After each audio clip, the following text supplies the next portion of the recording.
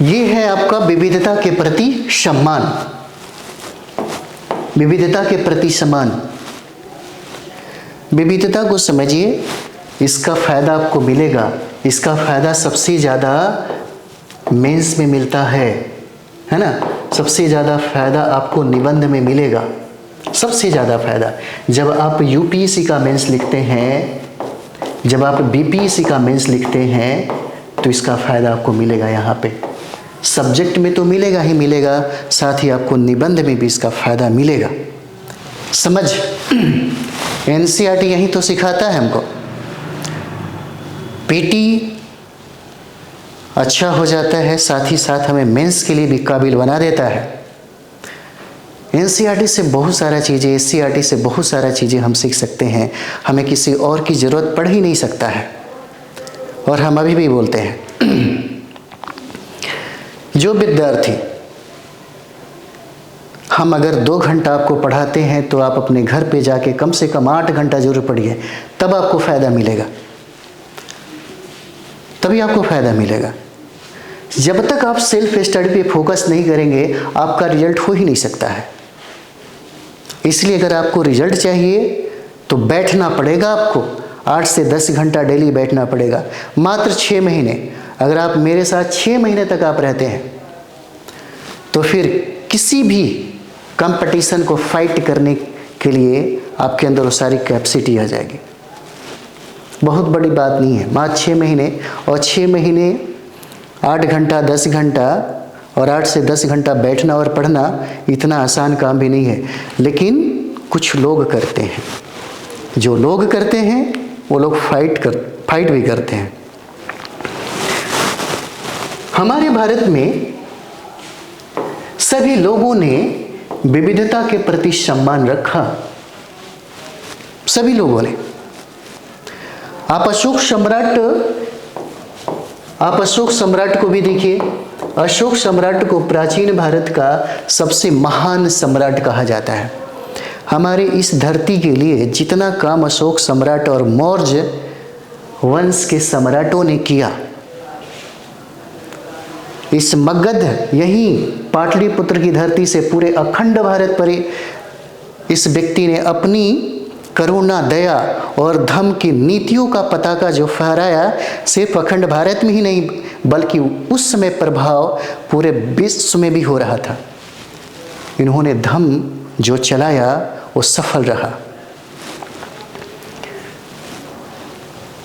आखिर वो क्या था? उन्होंने अपने शिलालेख में ये लिखा हुआ है कि सभी संप्रदायों के प्रति सद्भाव रखना चाहिए। कोई जोर जबरदस्ती नहीं है। कोई जोर जबरदस्ती नहीं है कि अगर आपने वेद सुन लिया तो कान में क्या होगा, गरम शीशा करके डाल दिया जाएगा। अगर आपने वेद पढ़ लिया तो आपकी जिह्वा काट दी जाएगी। बिल्कुल नहीं था। यहां अशोक सम्राट ने अपने शिलालेख में क्या लिखा? उन्होंने कहा कि सभी संप्रदायों के प्रति सद्भावपूर्ण व्यवहार करना चाहिए। नैतिकता की बात की। और यही वजह था कि अशोक सम्राट ने धम्म नीति को चलाया। और धम्म नीति का मतलब क्या होता है? एक नैतिक आचार संहिता, है ना। आप देखते होंगे चुनाव के समय में आचार संहिता लागू हो जाता है ना। नैतिक आचार संहिता इन्होंने लागू किया। मतलब क्या था?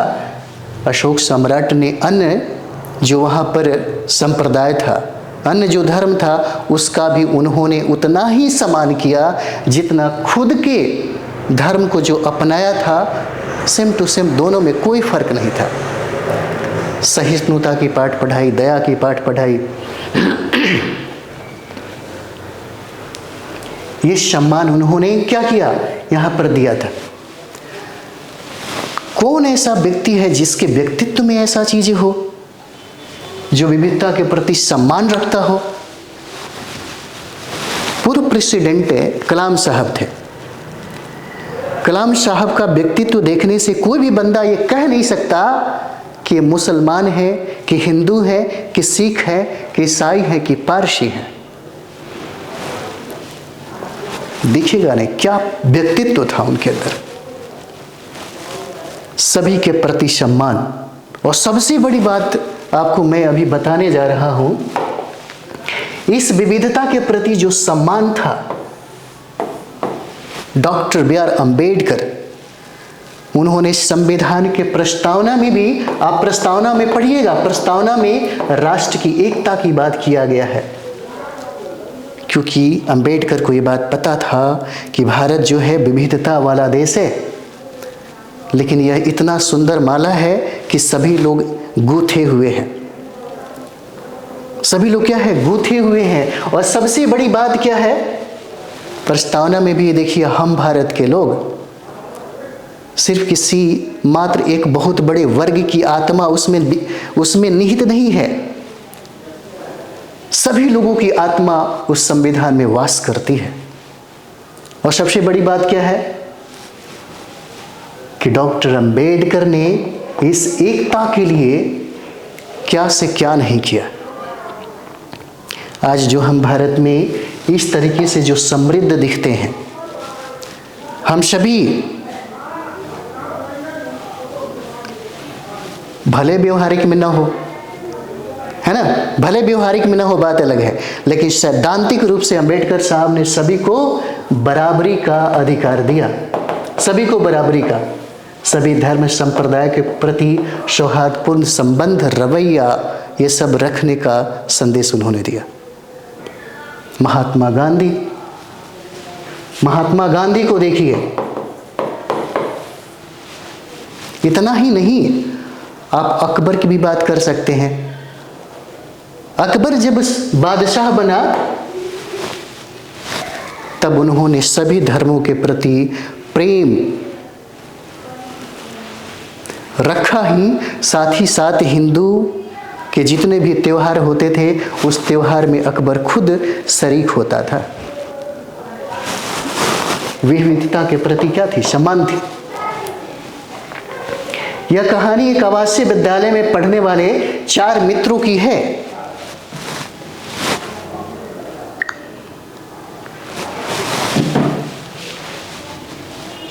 ये 4 मित्रों की है जो कक्षा 9 के छात्र हैं। उनके नाम है नवीन, रफ़ी, शालिनी, रोबिन।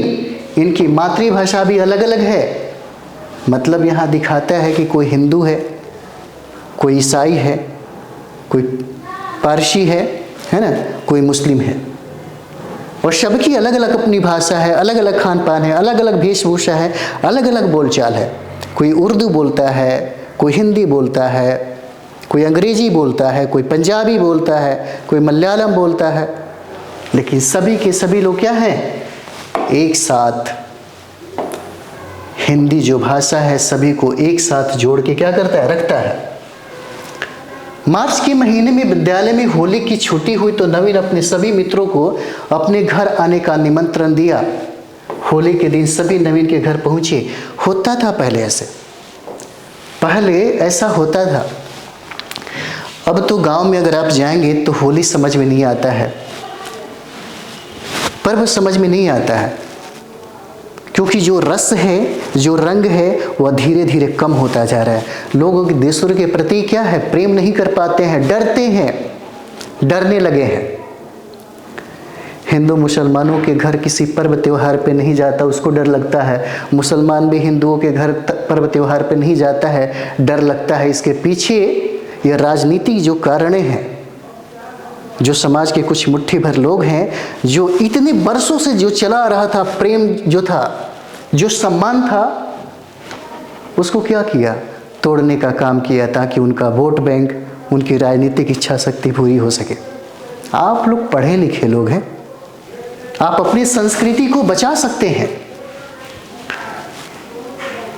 ऐसा नहीं था कि जितने भी स्वामी विवेकानंद चले गए, दयानंद सरस्वती, इन लोगों ने अपनी अगर बात लोगों से मनवाई तो सिर्फ भारतीय संस्कृति का उन्होंने बखान किया। और यही वजह है कि जब भारत छोड़ के आप कहीं दूसरे देश में जाते हैं तो लोग आपको ये कहता है कि ये बुद्ध की धरती से आया है, इसीलिए इसको अच्छा से बिठाओ, खिलाओ, पिलाओ, सम्मान करो, मान करो। बाकी कोई ऐसा देवी देवता के नाम पे तो आपको भगा देगा। क्यों? क्योंकि बुद्ध ने पूरे संसार को करुणा का, एकता का, दया का, प्रेम का, मोहब्बत का, भाईचारे का ये पाठ पढ़ाए, वैज्ञानिक दृष्टिकोण दिया। हमारे संस्कृतियों में वो सब चीज़ था। और ये संस्कृति, यही तो वजह था कि भारत में बहुत ऐसे विदेशी थे जो भारत में आते थे यहाँ के दर्शन को पढ़ने के लिए। यहाँ की दर्शन इतनी समृद्ध दर्शन, इतनी ज़्यादा समृद्ध दर्शन कि आप देखते होंगे नालंदा विश्वविद्यालय में बहुत सारे लोग आया करते थे पढ़ने के लिए, जो कुमारगुप्त ने बनवाई थी। कहा जाता है कि उसको यहाँ के ब्राह्मणों ने, भारत के ब्राह्मणों ने आग लगवा दी। मैं नहीं कहता, ये इतिहासकारों का पक्ष है, उनका तर्क है, उनका कहना है, उनका प्रमाण दिया हुआ है। क्यों लगवा दी भाई, वो बात की बात है ना। बहुत दिनों से ये पढ़ रहे थे कि बख्तियार खिलजी ने आग लगा दी, है ना। तो सोचने वाली बात है कि ये जो हमारे यहाँ जो विविधता जो दिख रहा है अलग अलग रंगों में, सभी इकट्ठा अगर हो, सोचिए कितना प्रेम, कितना मज़ा आ जाएगा लाइफ में। अगर तनाव ना हो, अगर टकराव ना हो, अगर दोनों के बीच में सिर्फ मोहब्बत हो, लड़ाइयाँ ना हो, तो सोचिए हम क्या से क्या नहीं कर सकते हैं। हम विचारों के आदान प्रदान से हम अपनी विचार को बहुत ही सशक्त बना सकते हैं। हम एक दूसरे की सोच से अपनी सोच को और मजबूत बना सकते हैं। एक दूसरे के नज़रिया से, एक दूसरे के समझ से हम अपनी समझ को और विकसित बना सकते हैं, अपनी संस्कृति को और समृद्ध बना सकते हैं अन्य संस्कृतियों के आदान प्रदान से।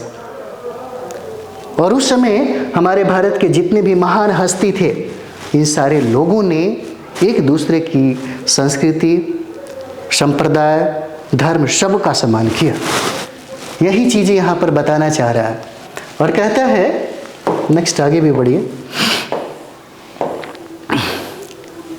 यहाँ पे कहता है कि अगली सुबह रॉबिन के पिताजी ने बताया कि हमारे देश में सभी धर्मों के लोग रहते हैं, अलग अलग मातृभाषा बोलते हैं, पर सभी एक दूसरे का सम्मान भी करते हैं।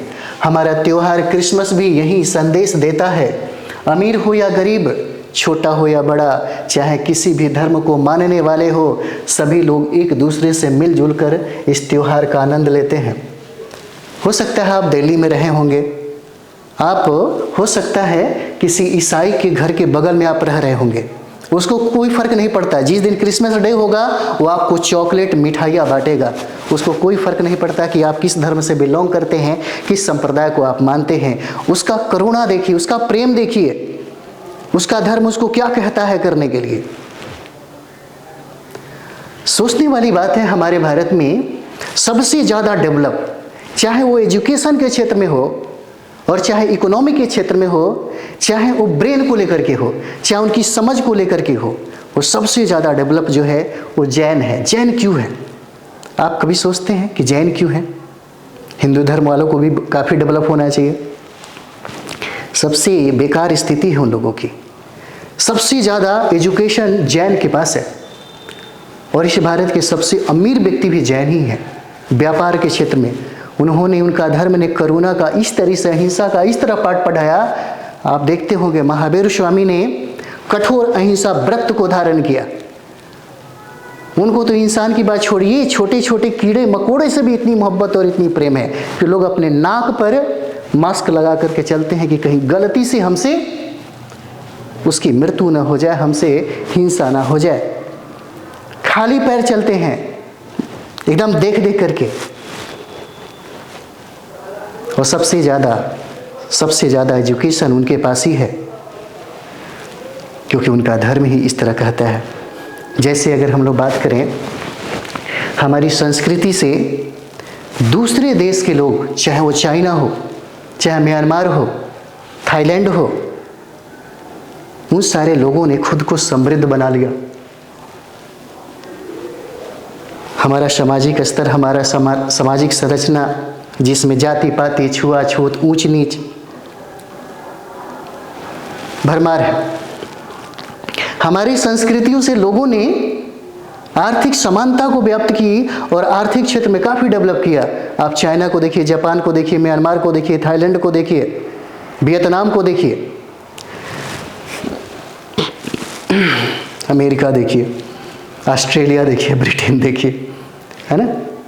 लेकिन हम 90% संसाधन मात्र 10% लोगों के हाथों में है।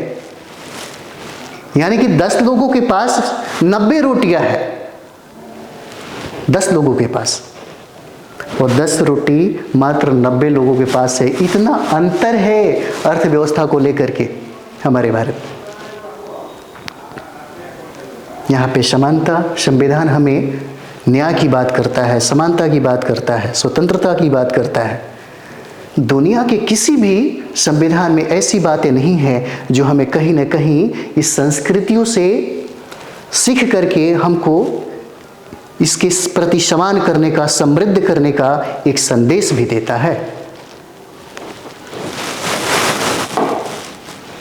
अब यहाँ पर आप देख सकते हैं, कहता है कि लगभग 2 साल पहले की बात है, मध्य विद्यालय सारंगपुर जिला भोजपुर के बच्चे एक बार भ्रमण के लिए राजगीर गए, और जब विद्यालय के बच्चे बेनुवन पहुंचे तभी वहां एक दूसरे परिभ्रमण दल आया। अच्छा, बेनुवन के बारे में तो आपको पता ही होगा, बेनुवन है ना। ये बेनुवन जो है ये रॉयल गार्डन है। जैसे क्या रॉयल गार्डन है। बिंबिसार के समय में, है ना, बिंबिसार के समय में ये क्या है, रॉयल गार्डन था। और बिंबिसार उस समय मगध के राजा थे। गौतम बुद्ध के वो अच्छे मित्र भी थे।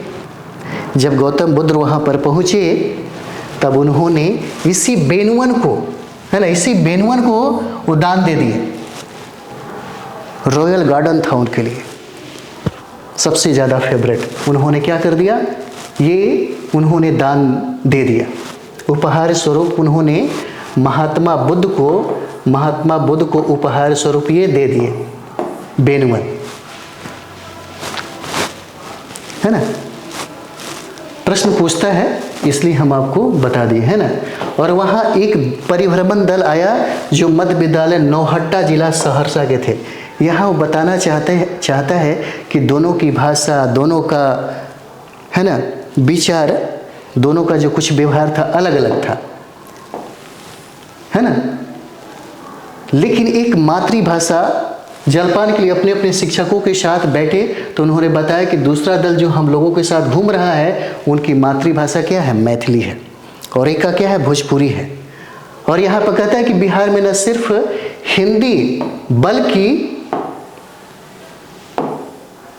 भोजपुरी, है ना, मगही, मैथिली, अंगिका एवं वजिका इत्यादि भाषाएं भी बोली जाती है। यहाँ पर आपको यह जानकर आश्चर्य होगा कि पूरे भारत में 1652 से भी अधिक भाषाएं बोली जाती है और हम लोग बहुभाषी हैं। आमतौर पर हम सभी एक से अधिक भाषाओं का इस्तेमाल करते हैं, इसीलिए आसानी से संपर्क हो जाता है एवं अलग अलग राज्यों में अलग अलग भाषाओं में कामकाज भी किए जाते हैं। और संविधान की 8वीं अनुसूची में 22 भाषाओं को सम्मिलित किया गया है, 22 भाषाओं को। भारत के संविधान के मूल में मात्र 14 भाषा ही था प्रारंभ में, है ना। कितना था, 14 भाषा ही था। देख लीजिए, पेटी में आपको काम देगा, बाकी हम लोग पढ़ेंगे ही पॉलिटी में, है ना। तो यहाँ पर आप देखिएगा 21वां संविधान संशोधन हुआ 1967 में। 21वां संविधान संशोधन हुआ 1967 में और इसी समय एक सिंधी भाषा को जोड़ा गया, यानी कि यह जो भाषा है वह 15वां भाषा हुआ। उसके बाद 71वां संविधान संशोधन हुआ, उसके बाद 71वां संविधान संशोधन हुआ और ये होता है 1992 में होता है। और यहाँ पर 3 भाषा को जोड़ा गया। कौन कौन था भाषा, तो ये था नेपाली, है ना, नेपाली था, मणिपुरी था, और एक और भाषा था जिसको हम लोग कोंकणी बोलते हैं, कोंकणी। 15 और 3 कितना हो जाएगा, 18 भाषा हो गया। अभी 4 भाषा की और ज़रूरत है। तो 21वां संविधान संशोधन के तहत, है ना, 1967 में जो हुआ उसमें सिंधी भाषा जोड़ा गया। बहुत बार यह प्रश्न पूछता है, VVI है। उसके बाद 71वां संविधान संशोधन जो 1992 में हुआ, इसमें नेपाली, मणिपुरी और कोंकणी को जोड़ा गया। इस तरीके से 18 भाषा हो गया। उसके बाद यहाँ पर आप देखिए, उसके बाद 92वां संविधान संशोधन जो 2003 में हुआ था, 2003 में हुआ 92वां संविधान संशोधन, और इसमें 4 भाषा को जोड़ा गया। 18 और 4 22 हो जाता है। कौन कौन भाषा है, तो ये देखिए, मैथिली जो अभी हम लोग पढ़ रहे थे, मैथिली, उसके बाद डोगरी, उसके बाद संथाली, और एक और भाषा है जिसका नाम है बोडो, बोडो। और इस तरह से 22 भाषाओं को सम्मिलित किया गया। और ये संविधान के अनुसूची 8वां में भाषा का वर्णन किया गया है, भाषा का वर्णन किया गया है ना। चलिए आगे देखते हैं। जैसे बिहार की कौन सी भाषा है ना, एक हिंदी हो जाएगा, और दूसरा हो जाता है कौन सा, उर्दू, और तीसरा हो जाता है मैथिली। इसी तरीके से उत्तर प्रदेश, पंजाब, कर्नाटक, तमिलनाडु, केरल, पश्चिम बंगाल, उड़ीसा, है ना, मणिपुरी, असम, गुजरात, ये सब का कम से कम ज़रूर समझिएगा, अच्छा रहेगा। अब चलिए यहाँ पे हम लोग देखते हैं, यहाँ पर कहता है कि भेदभाव एवं असमानता, भेदभाव एवं असमानता। ऊपर हम विविधता के बारे में पढ़ चुके हैं। हमने यह भी देखा कि विविधता हमारे जीवन को समृद्ध बनाती है, परंतु समाज में कुछ ऐसी घटनाएं भी होती है जिससे हमें दुख होता है। कुछ लोग अपने विचारों को ही श्रेष्ठ समझते हैं, है ना, कुछ लोग अपने ही विचारों को श्रेष्ठ समझते हैं। हमारे भारत में तो इस तरह से हो रहा है, अगर आप पढ़िए लिखिएगा नहीं तो चीज़ें नहीं समझ में आएगी, है ना। अगर आप पढ़िए लिखिएगा नहीं तो बहुत बड़ा गलती हो जाएगा। फिलोसफर ने कहा था, यहाँ तक कि हमारे भारत में जो भी सामाजिक धार्मिक सुधार आंदोलन करने वाले जो बड़े बड़े जो दार्शनिक हैं, उन्होंने ये बात कहा कि जिस देश में धर्म की प्रगाढ़ता बढ़ जाती है, जिस देश में धर्म की बातें राजनीति में लोग अगर करने लगे, तो उस देश का विकास कभी नहीं हो सकता, कभी नहीं हो सकता।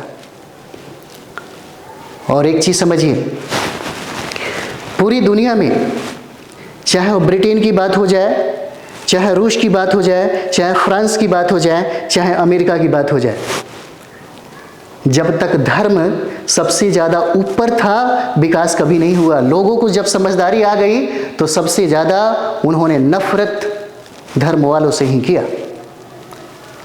आज जो भारत इतना डेवलप दिखता है, आज रसिया इतना डेवलप दिखता है, आज ब्रिटेन आपको इतना ज़्यादा जो डेवलप दिखता है, वहाँ धर्म ज़्यादा काम नहीं करता।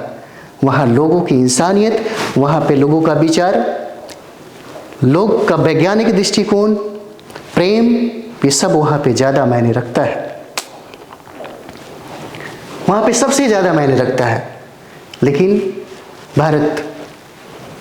भारत में ऐसा क्यों हो गया, है ना।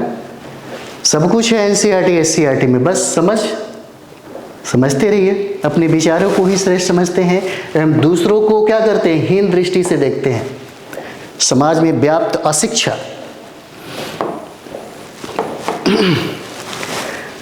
एक बात आपको बताते हैं, हम लोग यूपीएससी में जब फिलॉसफी रखे थे तो हमने धीरे धीरे करके लगभग मैंने गीता पढ़ा, कुरान पढ़ा, बाइबिल पढ़ा, और यहाँ तक कि मैंने रामायण भी खरीदा, बहुत सारा चीज़ें मैंने किया, और हिंदी साहित्य भी हम लोग पढ़ रहे थे, बहुत सारा चीज़ें। तब वो एक अलग दृष्टिकोण बनने लगा। जब टीचर समझाते तो बड़ा अच्छा से समझ में आता था। आपको आज बहुत कहता है ना कि 1000 किताब पढ़ने से अच्छा है ना, कोई ऐसा प्रोफेसर के पास जाइए, रोज़ 2 घंटा पढ़ लीजिए, वो सारा हजार किताब जो है ना, वो आपको, आपका जो दृष्टिकोण है वो व्यापक बना देगा। क्यों जेएनयू में पढ़ने वाला विद्यार्थी का दृष्टिकोण अलग हो जाता है? क्यों दिल्ली यूनिवर्सिटी में पढ़ने वाला व्यक्ति का बैकग्राउंड बहुत अच्छा हो जाता है, सब्जेक्ट के प्रति समझ, उसकी व्यापक दृष्टिकोण, वहाँ उस तरीके से प्रोफेसर होते हैं, उस तरह से वहाँ पे विद्वान बैठे हुए हैं। शिक्षा की जो बात है, यहाँ पर कहता है कि समाज में अशिक्षा, व्याप्त शिक्षा सबसे ज़्यादा है, अविश्वास है, अंधविश्वास है, गरीबी है, स्वार्थ इत्यादि के कारण भेदभाव और ये सब होता है। आपके भारत में कोई ऐसा संप्रदाय हो या कोई ऐसा धर्म है जो एजुकेशन की बात करता हो? सिर्फ एक ही धर्म है, सिर्फ एक ही धर्म है जो एजुकेशन की बात करता है और ये कहता है कि तुम जो हम कह रहे हैं वो आंख बंद करके मान मत लेना, तुम अपने तर्क की कसौटी पर कसना, अगर खरे उतरे तब उसको स्वीकार करना, मानना। मतलब वो वैज्ञानिक दृष्टिकोण की बात करता है, एजुकेशन की बात करता है। और ये धर्म कौन हो जाएगा? ये धर्म आपका ही धर्म है, बौद्ध धर्म। ये आपका ही धर्म है, बौद्ध धर्म। इतना ही नहीं, वह हमेशा नकारा है अविश्वास को, हमेशा अंधविश्वास को नकारा है, हमेशा नकारा है, हमेशा उस स्वार्थ को नकारा है। यही तो वजह था कि हमारे भारत में इन्हीं के वजह से रस आ गया, इन्हीं के वजह से हमारे भारत में रस आ गया, रंग आ गया। नहीं तो भारत के लोग कभी पूर्व की तरफ देखते क्या? बार बार हम लोग पश्चिम की बात करते हैं, पश्चिम की बात करते हैं। पूर्व वालों को लगता था भारत चले, भारत चले, भारत चले, किनके वजह से?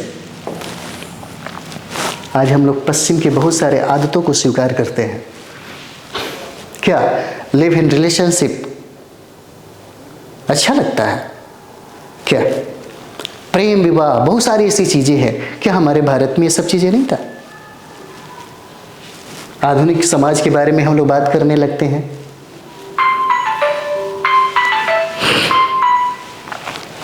चलिए जल्दी जल्दी इसको निपटाया जाए, बात तो बहुत सारा चीजें हो सकता है ना।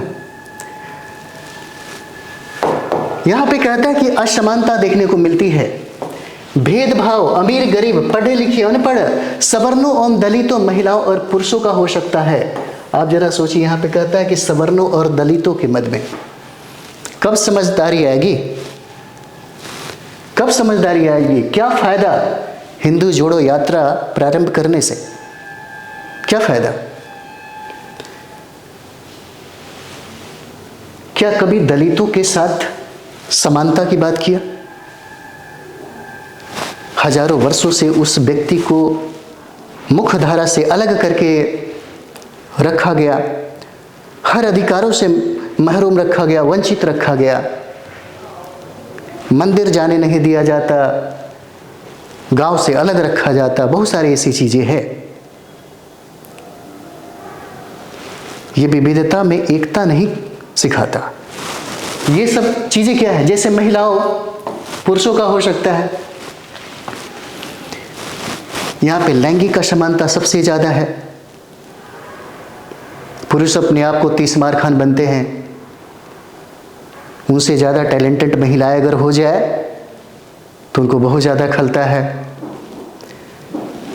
एक बाप अपने बेटा के प्रति और एक बेटी के प्रति अलग अंतर रखता है, चाहे वो खान पान हो, पढ़ाई लिखाई का बात हो या वेशभूषा। अभी तो कम से कम लोग पढ़े लिखे होने लगे, पढ़े लिखे होने की वजह से महिलाएं बहुत आगे बढ़ गई और आज जो महिलाएं हैं वो धरती से आसमान का सफ़र करने लगी, वो भी पढ़ने लिखने के वजह से, पढ़ने लिखने के वजह से। और सबसे ज़्यादा योगदान जो है भारत के राष्ट्र निर्माताओं का है, डॉक्टर B.R. अम्बेडकर इसमें है। पढ़ना पड़ेगा, है ना, हम लोग आगे पढ़ेंगे इसको। उसके बाद ये जो राम जीवन की जो कहानी है यहाँ पे, है ना, राम जीवन की कहानी में यही कहता है, ये शेखपुरा गांव के एक प्रतिष्ठित व्यक्ति हैं, विवाह के 10 वर्षों के बाद उनको, है ना, घर में लड़की हुआ, लड़का की चाहत रखते थे।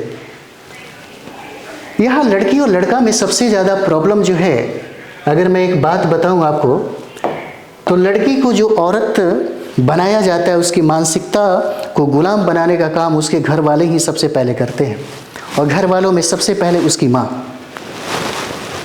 बेटा को किसी भी घर में एक माँ अपने बेटे से बहुत प्रेम करती है और एक बाप अपनी बेटी से बहुत प्रेम करता है।